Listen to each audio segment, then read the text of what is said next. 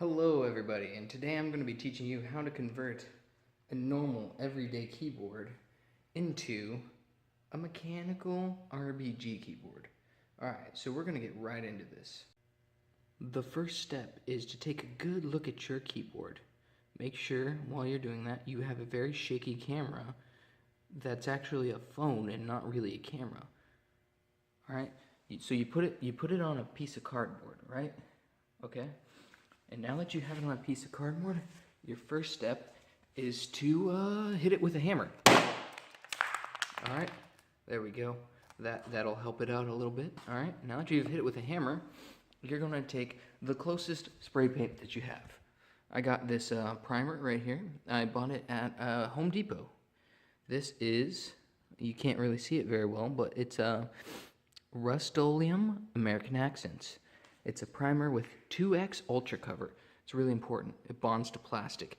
That's the important part right there, is you got to make sure it bonds to plastic. If it doesn't, then you're not going to get the result that you expected. Alright, so the second step is you spray it down. Make sure you get a good coat on it. You want to make sure the entire thing is fully primed. If you don't prime the entire thing, oh, also don't forget to get those little pieces that you might have missed because they flew apart. Yeah, make sure you get those. Alright, then you just let that sit for about 3 hours. Alright guys, it's been about 3 hours, and let me tell you exactly what you need next. Next, you're going to need a paintbrush. I happen to have a paintbrush right over here. Right here. This is the paintbrush I'm going to use. So the next thing you want to do after you've gotten your primer is you need to take a little bit of wood finish. You gotta open the wood finish can. It's a little difficult, I understand. You get this tool right here. There we go. Alright, now you just want to take that brush and you just dip it right in that can. Alright, now you take that wood finish and you slather it on the keys. Slather it all the way on. Make sure you're getting every little piece. Make sure that you apply it more than one coat. That's very important. One coat is not nearly enough. Alright. Then after you do that, you can make sure you get the back as well. You might actually want to throw a little more primer on it.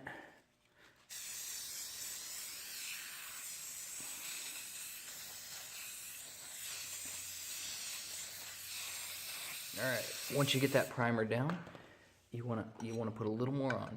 Oh, that's not a brush. Alright, we're learning new things every day. Alright, you get that brush nice and deep in there, and then you just, there you go.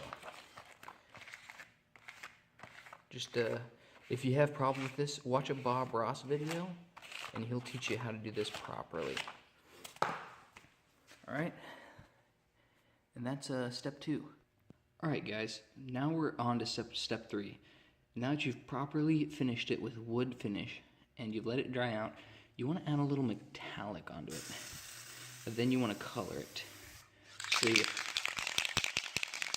take your metallic finish and you spray that all up on there. There you go. Make sure you spray it at a nice angle so that it fully coats. Yeah, there we go. It's already looking a little better. Not just the metallic coat though, you want to add your color in as well. So this is RBG. I haven't gone to the store recently, so we're going to just do instead of RBG, we're just going to do B. So you take this nice color that you want right here, you spray that on as well. Now if you have the R and the G, spray that on as well, and you'll get the full experience. Alright? After that, you let it dry. Alright guys, now that you've completed all the steps and you've let it dry out, I'm going to show you the finished product of what will happen when you do your RBG conversion from a regular keyboard. It is now mechanical, it has backlight, blue, red, green. Mine was only supposed to be blue, but I got lucky. My blue paint also contained trace elements of green and red.